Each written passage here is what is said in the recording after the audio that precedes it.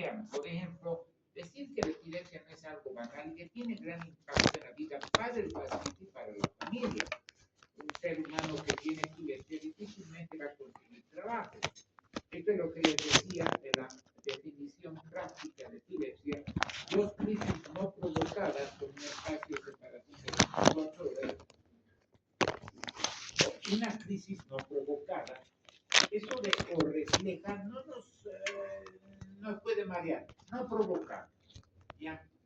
Y que se pueda repetir durante los siguientes 10 años, con una posibilidad de recurrencia del 60%. ¿Ya? Diagnóstico de un síndrome de epilepsia, que eso lo hacemos más que todo en pediatría, y que nos dice un conjunto de signos y síntomas, la crisis, la edad, el tipo de electro, el tipo de imagen, todo, y todo suma para ponernos un síndrome epiléptico, mucho más complicado. Aquí hay algunos conceptos que también me parecen importantes. Tomas crisis separadas por 24 horas, ¿ya? Aquí se encuentran estas cosas del 60, le bajan al 40%, porque una crisis condiciona la segunda, ¿de acuerdo? ¿Ya? Un riesgo de nueva crisis en un 80%, pues se dan cuenta, siempre hay riesgo de nueva crisis, ¿de acuerdo? Eso es lo que hay que tomar en cuenta. De ahí que les hablo del diazepam, ya sea intramuscular o intravenoso, y saberlo, ¿de acuerdo? A ver, más cositas generales. El riesgo de recurrencia realmente es enorme, ¿ya? Crisis más un accidente cerebrovascular. Un mes después de producido se puede dar la crisis, es decir, es mucho más largo el periodo para decir hay o no riesgo, mucho más largo. Estoy aquí buscando una otra definición que me interesa que ustedes la conozcan, ¿ya?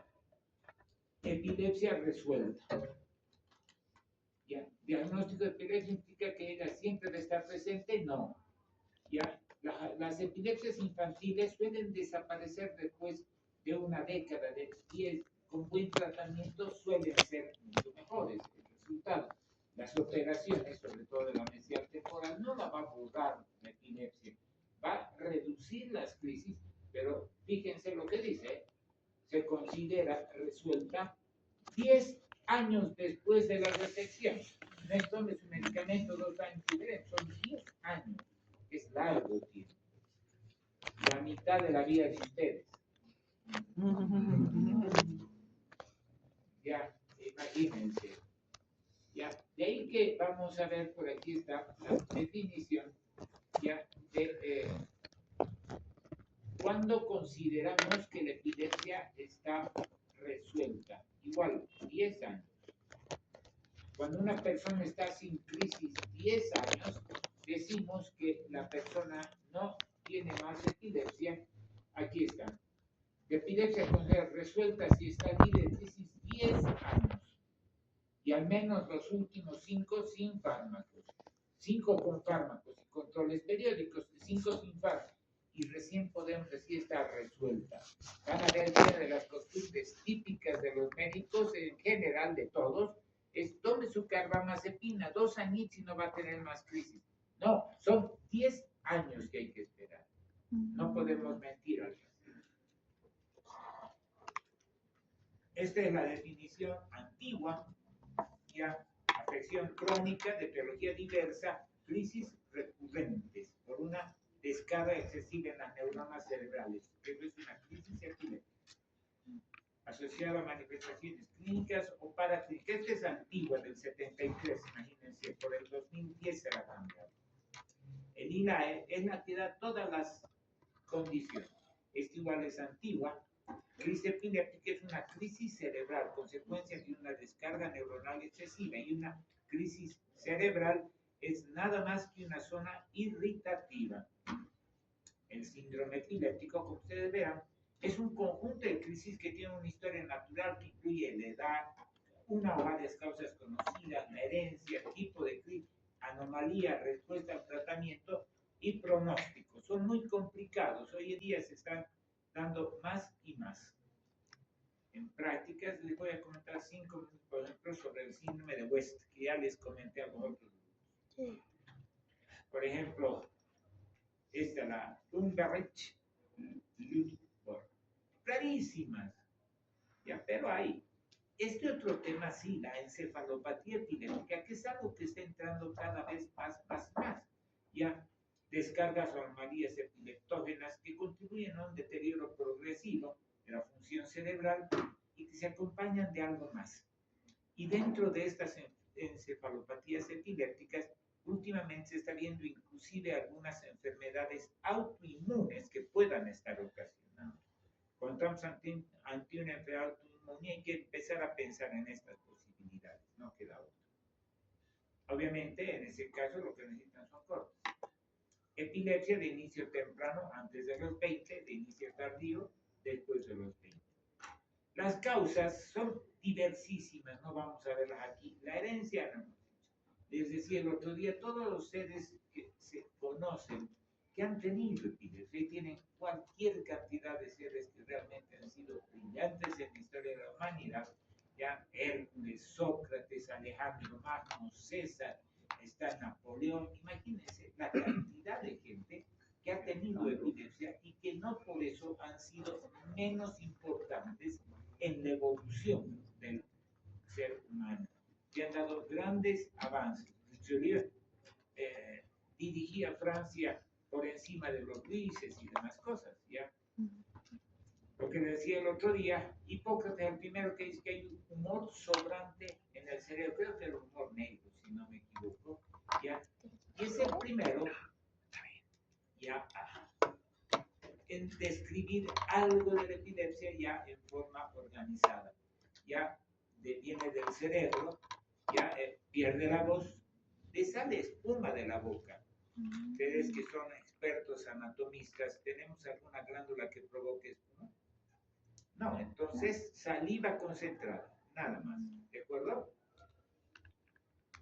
Este cuadrito me gusta mostrar ese out of shadows, ¿ya?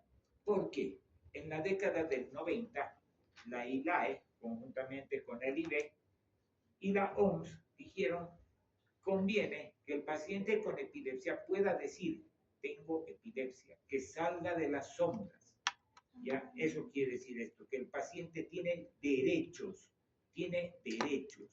¿ya? Si un paciente en cualquier trabajo presenta una crisis, el día siguiente da una patada en cierto lugar y lo bota, ¿ya? Pero que el paciente tenga derechos. La legislación boliviana aún no hemos logrado que entren estos derechos de los enfermos. Si bien tenemos legislación cada vez más avanzada en este aspecto, no existe. Hay legislaciones que hay que poner, por ejemplo, un paciente con epilepsia activa puede manejar movilidad. He tenido un paciente, por ejemplo, con epilepsia activa que ni siquiera el chango hacía buen tratamiento, en la altiplano se ha accidentado, le ha dado crisis, se ha accidentado y han muerto 40 personas. Entonces debemos reglamentar, pero al reglamentar, si bien restringimos lo que deban hacer, les damos derechos, que no sean votados, que no sean tratados pésimamente mal, porque además necesitan tratamiento, ¿sí? Entonces son cosas que hay que pensar y como médicos debemos ser la primera línea de defender los derechos de nuestros pacientes, tratar bien, pero tratar al ser humano, no a las enfermedades. Creo que es muy importante. Y hablar con los pacientes que tengan la valentía de decir, yo tengo epilepsia. El carnet de discapacidad, hasta eso les están quitando. Tiene epilepsia, tome sus pastillas, no va a tener crisis. Si no, está mal. Ya, ellos necesitan algo. Esto es lo que les decía de epidemiología. Este cuadro es importante porque es la aparición de la crisis epiléptica en las etapas de la vida. En la niñez, en Bolivia tenemos una doble curva. El nacimiento y alrededor de los 5 años una curva más pronunciada. Dibuja más o menos lo mismo. Cuando hemos hecho trabajos con el doctor Barragán en la década del 60, 70, los pacientes no llegaban más allá de los 60 años, nuestra expectativa de vida era 58 años. En ver pacientes ancianos, no los veíamos nunca. En nuestra curva se acababa ahí en los 40, 64. y teníamos poquitos personas mayores con crisis epiléptica. En cambio, ahora con el SUS están viniendo los mayores de edad y caray que tenemos esta curva. Están empezando a aparecer cualquier cantidad de pacientes porque todo el cerebrito que se va desgastando puede llegar a producir una crisis epiléptica. Tenemos la misma curva, tenemos la misma incidencia en las personas mayores. Por eso me interesa, porque esto, si bien era anecdótico hace 30 años atrás, ahora es nuestra realidad, ¿de acuerdo? Por eso me interesa. Es el trabajo de, ya el doctor Barragán, el doctor Arce, yo, está la doctora Panicio, está el doctor Durán, la Forcada, estaban también algunos psiquiatras, ya el 84, 85 se hizo, y fíjense lo que tenemos de prevalencia, 26 cefaleas todos tenemos, ya. Realmente es un trabajo muy bueno y que nos ha dado mucha posibilidad de investigar. Esas son, la verdad, estas son un poquito más visiones del exterior, no son nuestras. De etiología, lo que les decía de la clasificación antigua, las idiopáticas o genéticas, que es el nombre que actualmente lleva, en aquellas en las que no encontramos causa. Las sintomáticas, que es una patología adquirida, una cistescosis, un tumor, un traumatismo, un accidente vascular, una anoxia, algo que ha hecho que aparezca la epilepsia, ¿me entienden? Una enfermedad y secundariamente la epilepsia, pues es un síntoma de la enfermedad de base. Y las criptogénicas, que fueron el problema más grande, donde caray, he visto en el Congreso de Epilepsia, agarrarse los puñetes a los expertos en esto, en que decían, es idiopática, no es criptogénica. Una discusión imbécil, pero hasta los puñetes han agarrado y adelante dos expertos. Necesitaban tratamiento. Etiologías, lo más frecuente, fíjense, la primera semana, y estos son nuestros problemas: asfixia perinatal, traumas, infecciones, ¿cuán frecuentes?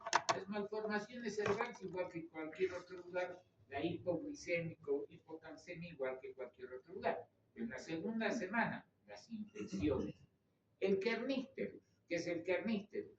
Cuando hay cualquier problema, ¿ustedes saben qué es el kernícterus? Es la intoxicación Es por una acumulación de bilirrubina que cuando no se hace una exsanguínea transfusión eleva mucho, y cuando pasa del, ahora ha bajado creo a 15, entonces si llega al 18-20 y no se ha hecho la exsanguíneo, la bilirrubina empieza a dañar los núcleos de la base y partes del cerebro y provoca epilepsia en los años posteriores.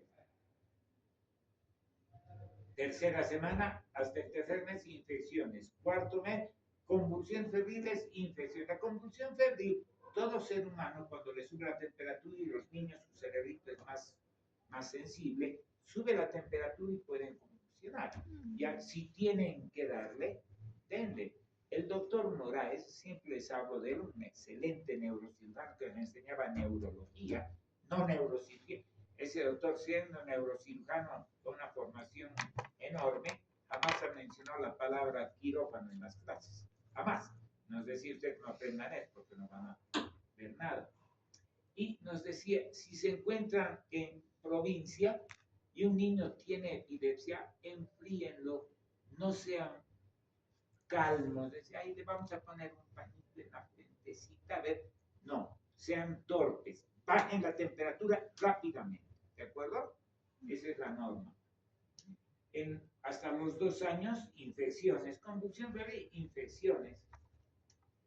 Y fíjense, ya después en la primaria, en la parte básica del ser humano, tenemos las epilepsias rolándicas benignas. En este grupo, 10 años para abajo, es donde han aparecido sobre todo los síndromes. ¿Se acuerdan que otro día hemos hablado del síndrome de Dravet en la charla? Ya hasta el año. El síndrome de West en los 7 primeros meses. Tenemos esos síndromes y cada vez son más frecuentes. Pero también hay que tomar en cuenta que alrededor de los 8 o 10 años pueden aparecer algunas epilepsias que sean benignas y que van a desaparecer. Mándenmelo al paciente, para eso estamos en el hospital, para hacer ese diagnóstico. ¿De acuerdo?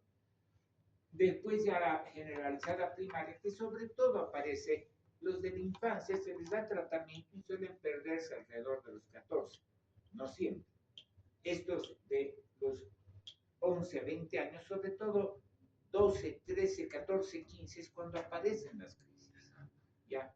Ahora, la epilepsia tiene una característica. En estos pacientes, dos posibilidades. Se puede perder o puede mantenerse toda la vida. La mayoría de los pacientes se pierden alrededor de los 25, 30 años.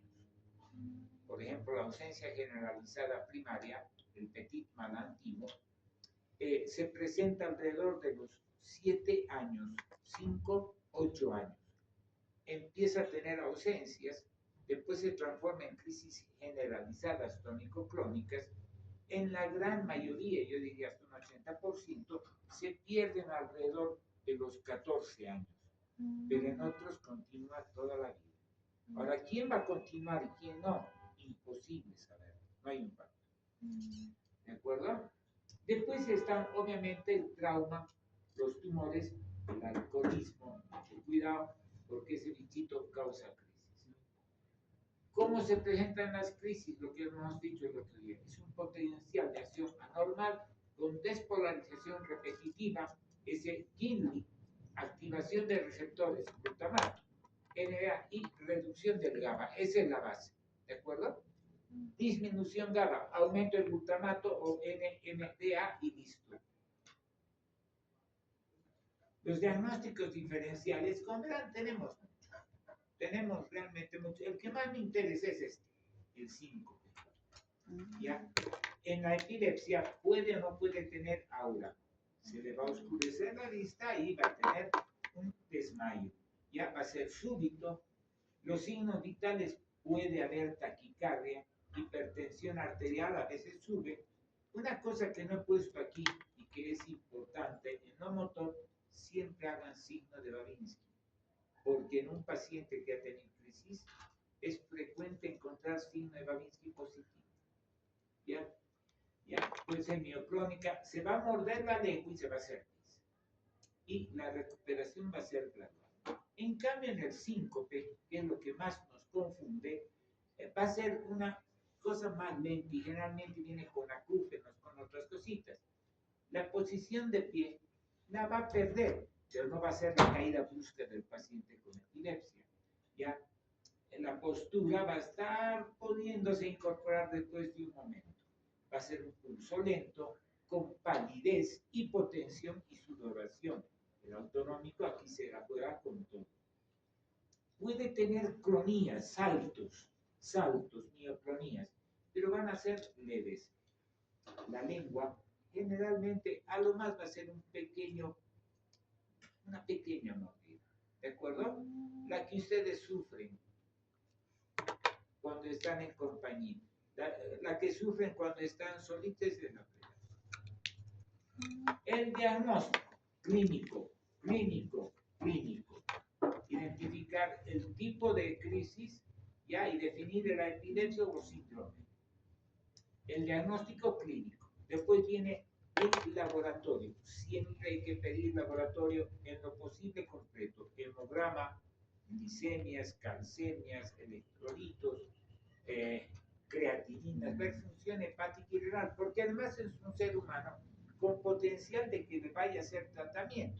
Y si ustedes se acuerdan de fármaco, todos los medicamentos, casi todos, gabalina, pregabalinas, no van por el hígado, se metabolizan en el hígado. En si tengo un hígado fregado, estoy mal. Igual afecta mucho a la sangre. Siempre hay que tener todo eso. Y en segundo lugar, en exámenes, recién pensar electro e imagen un poco más. Y la valoración psicológica, neuropsicológica es importante. Las características de una crisis, puede haber un prodromo. ¿Qué es el prodromo? Eso me interesa hablar. El prodromo hay que diferenciarlo del aura. El prodromo es un anuncio de la crisis, pero tiempo antes. 1, 2, 3 días antes del pandemia, me siento mal, creo que me va a dar crisis. Caray, es lo que más decir, por si imagina si podríamos identificar prodromos. Ideal. Ya el paciente tiene prodromos, hay aumento, tratamientos y el paciente va a salir bien. ¿ya? El problema está que no siempre se presenta. Después viene el aura. ¿Qué es el aura? Los griegos le llamaban al aura el dientesivo anunciador. Si algo que le avisa al paciente en algunos tipos de crisis, nos va a dar tiempo a que el paciente se siente por lo menos. Ahora el aura ya viene de un lugar concreto del cerebro. Lo que se dice actualmente, no del prodromo, sí del aura.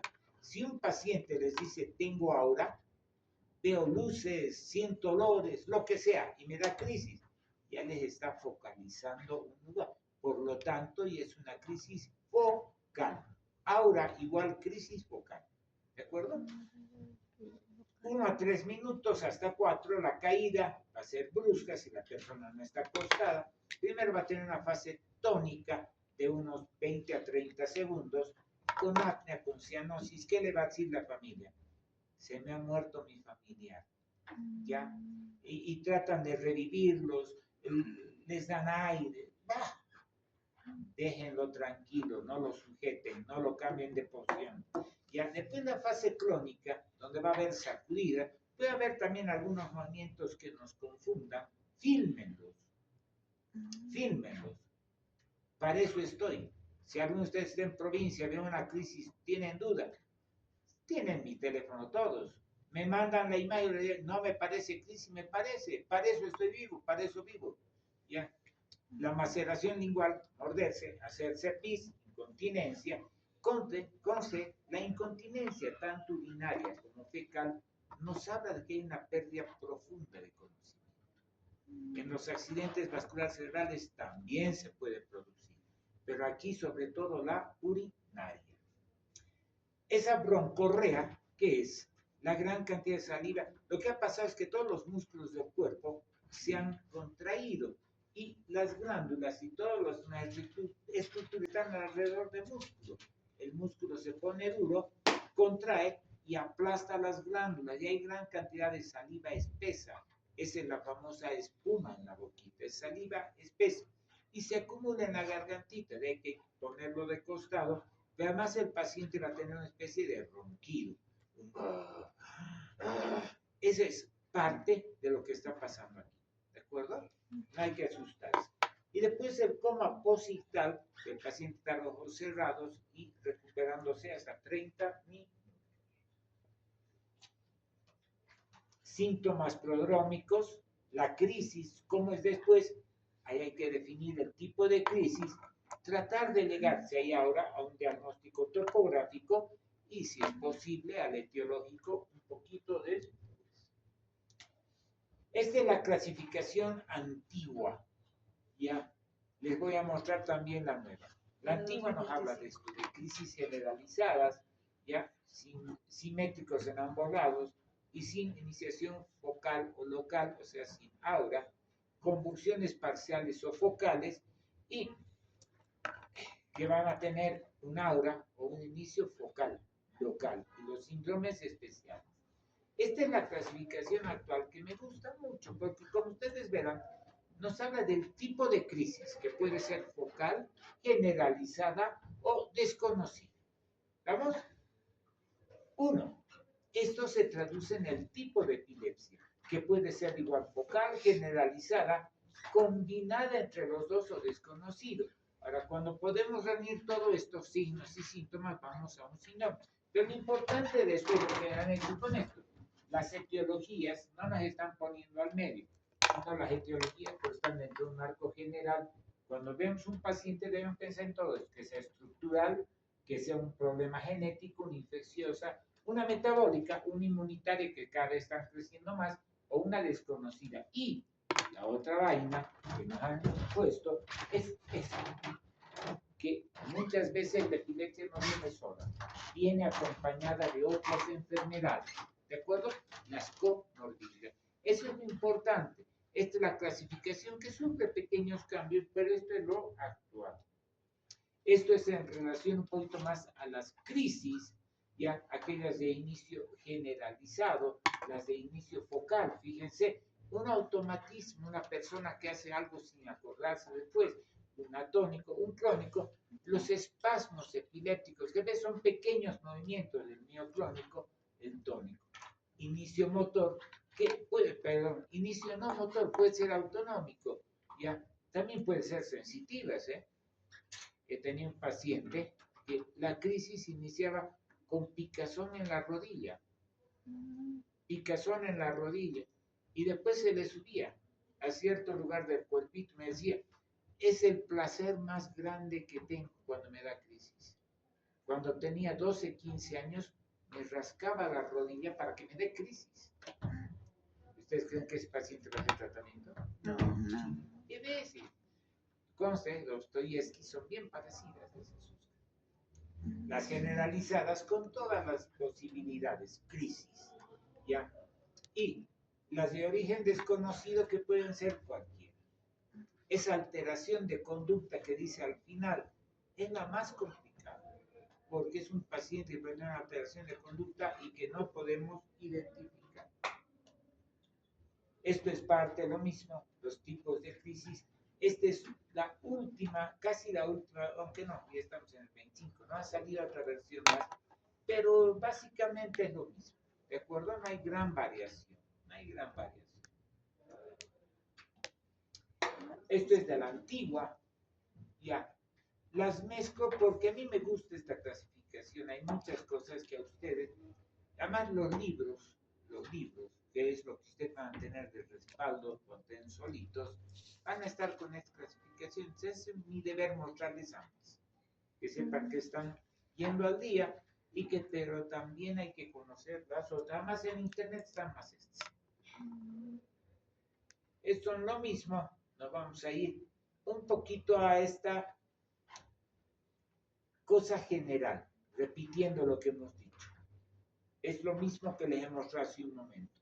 ¿Qué cosas tiene una crisis? ¿Sí? ¿A que ustedes se acuerdan? Siempre pregunten si hay maceración e incontinencia. Vean el tiempo de la crisis y que les cuente, no el paciente, sino quienes han visto. Y si ustedes fueron lo que vivieron, tomen en cuenta todo esto. Vamos a pasar esto. Depende de la focalización, los tipos de electro. No hablo mucho de electro porque el electro es muy complicado de poderles explicar y no creo que sea lo correcto. Ya, por ejemplo, aquí tenemos la parte de la crisis. Como ustedes verán, simplemente lo que me interesa, aquí no tengo una norma, pero fíjense en el primer 4, 5, 6, 7, en el 7, 6, 7, cómo hay esas puntas. Cuando hay esas puntas, sí podemos, si pasen nomás, no se escapen. Pasen nomás, no se escapen.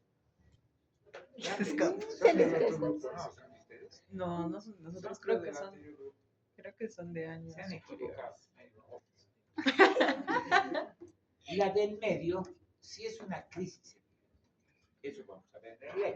Incluso más, mucho más como la primera fase. Una contracción terrible. Y después casi planito. Esto me interesa para que vean un poquito que la convulsión propiamente es una alteración metabólica y tienen cuáles van a causar despolarización neuronal, hipersincronía y crisis. La liberación o excitación del sistema activador va a causar anomalías del sistema reticular, hiperexcitabilidad, crisis. Defecto en el fosfato de piridoxina, por lo tanto, menor formación de GABA. Hemos dicho, menos GABA, más glutamato, igual crisis. Y aquí tenemos otras causitas más. Me sirve un poquito para que ustedes, médicos generales, la piensen sencillamente. Debo buscar causas. A presentar una convulsión, buscaré todas las causas posibles. ¿Sí? Sabemos que al final va a ser reducción del GABA, aumento del glutamato y crisis, pero podemos empezar a pensar cómo actuar. Este caballero era un neurólogo y psiquiatra que fue el primero que hizo los electros. El 24 empezó, el 30 presentó el primer electro, alemán Hans Berger. Este es un video, como verán ustedes, al costado se ve el electro y el paciente está convulsionando. Nos permite ver si es convulsión generalizada o focal. ¿Sí?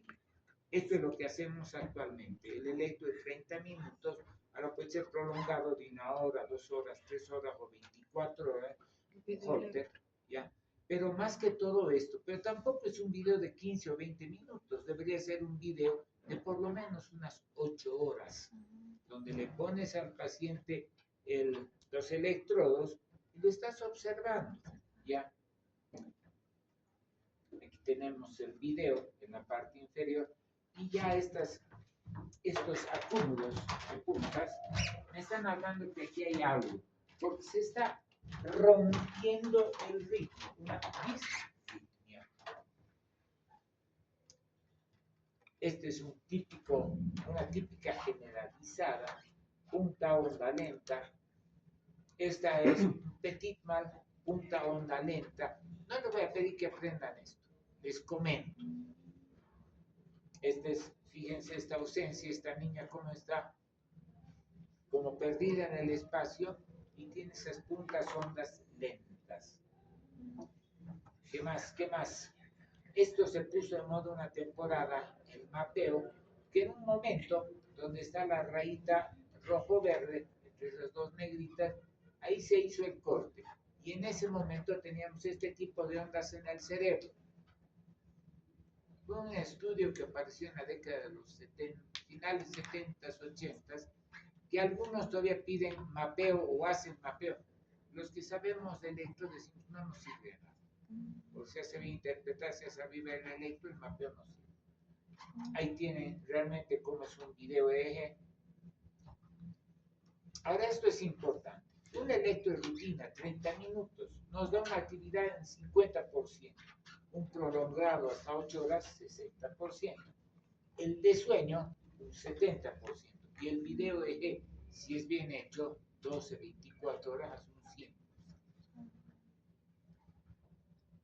La tomografía, eso en las urgencias, en la primera crisis, ya para ver si hay alguna cosa. Pero actualmente es mucho mejor la resonancia. Ahí tiene, por ejemplo, un tumor o un sangrado, ya. Aquí, por ejemplo, que nos muestra esto. Diferencia en la región mesial temporal. Ya, eso es suficiente para que el paciente, lo más probable es que tenga que ir a cirugía y haya que resecar esa parte.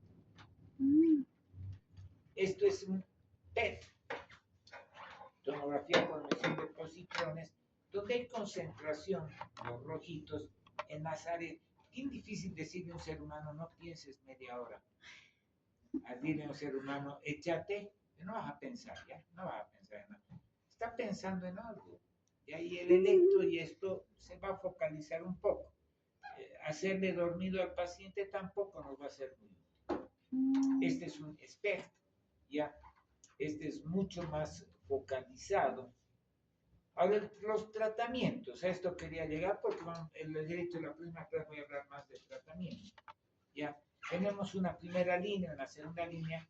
Entre los no farmacológicos tenemos la cirugía, que he visto a un cirujano en Cochabamba, soy el mejor cirujano del mundo, he hecho 12 años de especialidad en neurocirugía, y cuando tenga crisis epiléptica, pónganlo de costado, pobre tonto, ni siquiera sabe tratar a un paciente con crisis.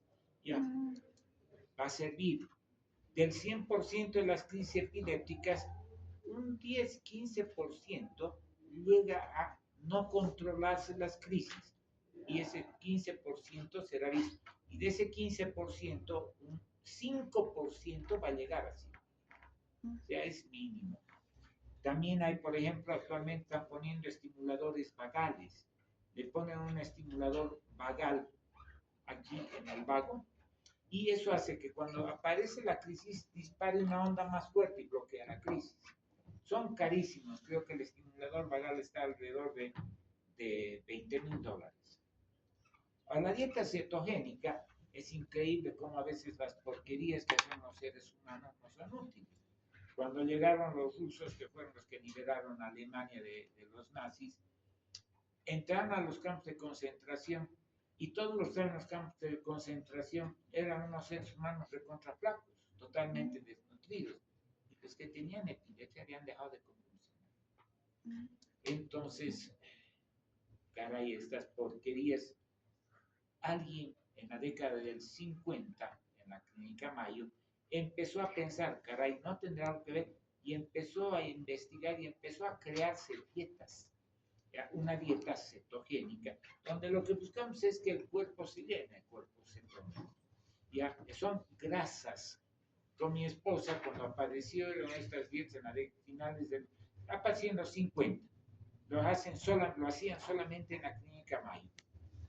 Cuando apareció aquí los primeros textos que podíamos leer, con mi esposa agarramos y vamos a intentar hacer. Agarramos mantequilla, imagínense, una galletita de agua. Para poder hacer dieta cetogénica hay que poner unos 2 centímetros de alto de mantequilla. Otra galletita y cómanselo. El primer bocado es rico. El segundo te da asco, el tercero vomitas. De ahí que son en clínica y poco a poco. Esta dieta cetogénica ha ido variando en proporción. 1:2, 1:3, 1:4, 1:5. Tan es así que hoy en día utilizan muchas damas para bajar de peso. ¿No ve? Hay la dieta, pero ya son dietas mucho más elaboradas, mucho más manejadas, pero empezó así. Tuve unos pacientes, una epilepsia terrible, ya una epilepsia de... ¿qué era este? Por inclusión de cuerpos de la poda, que eran los únicos 2 pacientes en América. Había pacientes en España, en Estados Unidos, en Japón, en Dinamarca, y los gringos se los llevaban, los estudiaban y les mandaron dieta cetogénica. Hicieron un año, al terminar el año, se vinieron aquí, no. Es decir, les voy a contar si en algún otro momento cómo trabajan esto. Se los llevan, los estudian y les han dado las grasas, unas latas así. Me trajeron una lata al servicio con la mantequilla que debían darle a los niños. Intragable. Simplemente abrir, imagínense una mantequilla con un olor fuerte, pero sí, cuando no puedes manejar de otra forma hay que pensar, pero tiene que ser manejada por un médico, por una nutricionista que puedan guiar bien. Esas dietas que aparecen para bajar de peso, dieta cetogénica, o esas dietas donde no consumen esto o aquello, y que hacen las personas sin un consejo nutricional. Pobres riñones se están matando para bajar de peso. Es importante identificar muy bien el tipo de crisis del tratamiento correcto. Los primeros que tenemos son el fenobarbital, la primidona, la fen, la carba, el ácido valproico, la etosuximida y las benzodiazepinas. Esta es la segunda, la lamo, la gabapentina, y está también la pregabalina, la gabapentina, la tiogabina, el topiramato, el levetiracetam. Hay otros más, hay como 10 más aquí, pero no están todavía haciendo mucho. Los objetivos del tratamiento, perdón, se me ha ido el dedo muy rápido, me he emocionado y se ha ido el dedo, el puesto final. Me emociono pues cuando hablo de este tema. No se preocupen que la próxima voy a volver a mostrar todo este tratamiento. ¿De acuerdo? No se preocupen. Numerosos fármacos, ya, disponibles hoy en el mercado. Sin embargo, no todos resultan satisfactorios para el control de crisis debido a la tolerancia y toxicidad, porque no son agua bendita. Y el agua bendita también hace daño. Muchos fármacos continúan siendo sometidos a experimentos. Estas serían lo que nos enseñan en farmacia, ¿no? Las condiciones ideales, que sea intravenoso y vía oral, más eficaz que los que hay, amplio espectro, mecanismo de acción conocido, que la mayoría no se conoce, que sean de semivida larga, porque si tienes epilepsia, no vas a querer estar tomando una pastilla cada 4 horas, cada 6 horas, en lo posible que sea una toma o 2 tomas al día, ya que no precise niveles séricos. En la década del 80-90, estás tomando tal pastilla, veremos cómo está, y a los pocos pacientes los pintaban cada 3 semanas para ver el nivel. Se ha visto que es una reverenda estupidez. Todavía algún cirujano lo está haciendo, pero no, pues no hay que perder tiempo. Y que sean rápido de eso. Condiciones deseables, que lo pueda tomar, que no tenga efectos teratogénicos, sin efectos secundarios, sin interacciones, que no pierda eficacia con el uso continuado y sin problema al ser retirado y que sea barato. Actualmente son muy caros. Hay que tener estos principios, hay que saber elegir muy bien. La monoterapia es lo que se recomienda, un fármaco. Si este fármaco a dosis máxima no da, podemos recurrir o cambiar el primero o aumentar dos. Politerapia. Siempre la monoterapia es lo mejor. Que el paciente le enseñemos a cooperar con el tratamiento y la duración del tratamiento no sea de mentiroso. En 2 añitos quitamos, porque el paciente, doctor, usted me ha hecho 2 años y sigo con crisis. El tratamiento tampoco hay que decir de por vida, pero sí por largo tiempo. La vigilancia de niveles plasmáticos ya no es tan necesaria. A ver, hay sí un problema personal, individual, ya, que se pueda hablar con la familia y que se pueda hacer. Tras una segunda crisis, el riesgo es 65%, y esas cositas el médico tiene que saber, caray, ha tenido crisis, riesgo alto, daré tratamiento, tratar de empezar siempre poco a poco. Aquí, ¿qué más me interesa? Esto lo voy a volver a mostrar. Esto sí me interesa mostrarles bien. Y lo voy a repetir. Estas son las características para elegir el tipo de crisis, el tipo de síndrome epiléptico, qué otras enfermedades o qué otra medicación tiene el paciente, el género, la edad, la ocupación y qué esperamos nosotros, el paciente y la familia. ¿Estamos? Esto es lo que debemos aprender. Como digo, todo esto lo vamos a repetir. Problemas clínicos asociados, ineficaces en el 20 al 30. Hay pacientes, han debido escuchar algún farmacosetiladores rápidos, por ejemplo. Hay algunos medicamentos que hay pacientes, teóricamente dura 8 horas, pero los pacientes a las 4 están sin Entonces hay que pensar quiénes somos seres humanos todos, idénticos, todos somos lo mismo, ¿sí? Pero no todos metabolizamos igual las cosas. Hay quienes se farrean con un trago, hay quienes no se farrean nunca ni con 20, ¿sí? Hay pacientes, somos distintos. Interacciones entre ellos, inhibición enzimática y inducción enzimática entre ellos, que se pueden. ¿Ya?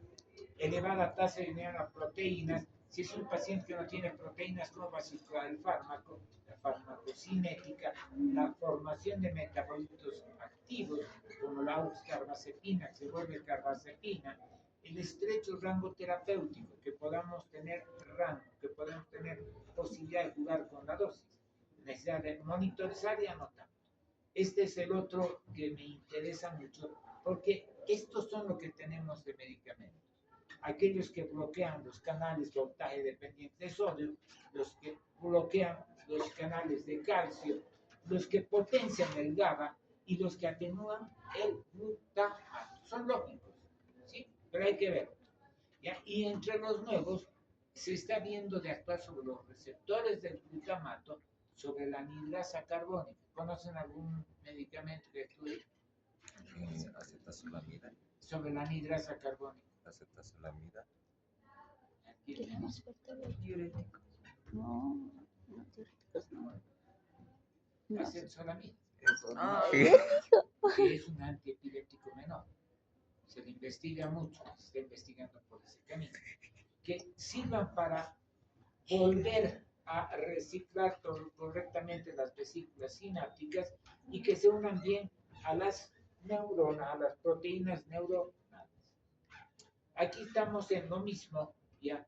Todo lo que hay que tomar en cuenta para dar un tratamiento, el tipo, la dependencia de los efectos adversos, las reacciones idiosincráticas que todos podemos tener, la toxicidad, que sean teratogénicos, que no sean carcinogénicos, la farmacocinética lineal y de que varía en cada persona las interacciones y las formulaciones, variabilidades en cada paciente, la génesis, la edad, el género promedio, lo que les he mostrado antes. ¿Sí? Se repite, porque quiero que esto se lo aprendan bien. ¿De acuerdo? Y entre las variables más fregadas que sea disponible, el costo y la cobertura de los servicios. Ninguno de los nuevos ha respondido al 100%. Debe ir aceptando a los que más han respondido, pero está carísimo todavía. Ya, no parecen ser mejores que los clásicos. Y ustedes en las provincias van a tener los clásicos. Por eso les voy a dar esto. Estos son por donde va la investigación. Por ejemplo, el último, la cosamida, que tenía ese otro nombre feo, y está funcionando bien. Carísimo, pero está funcionando. Aquí pues tenemos otro. Carísimo. Aprieto el último, aprieto lo que no debo apretar. Aquí tenemos, por ejemplo, el Bravigacetán, el segundo ya está en nuestro medio, igual carísimo. Ya. La rufinamida en otros países sí está. Ya. Y son prácticamente del mismo. Si ustedes supieran cómo lo han encontrado al valproato. Ahí nos vamos a quedar. Esto vamos a ver en la próxima. El valproato tuvo una forma de los laboratorios, como ganan plata, estaban investigando 4 posibilidades. 4. Agarraron y dijeron, vamos a hacer la prueba en animales. Dieron. Y los 4 daban el mismo resultado. Era una alegría para el laboratorio. 4 fármacos para ganar plata y que los 4 eran lo mismo. Muchachos, de la vida no vamos a llenar de plata.